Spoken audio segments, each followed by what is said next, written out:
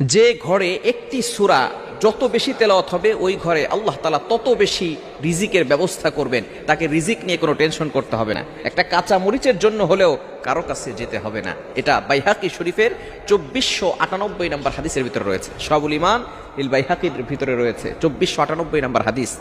নবীজি সাল্লাল্লাহু আলাইহি ওয়াসাল্লামের সাহাবী হযরত ওসমান রাদিয়াল্লাহু তাআলা আনহু যখন খেলাফত আসলেন, যখন তার শাসনামল চলল, এমন সময় আব্দুল্লাহ ইবনে মাসউদ রাদিয়াল্লাহু তাআলা আনহু তিনি অসুস্থ হয়ে পড়লেন।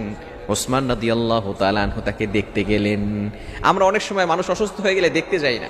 এটা হচ্ছে নবী সাল্লাল্লাহু আলাইহি সাল্লামের আদর্শ, সাহাবায়ে কেরামদের আদর্শ।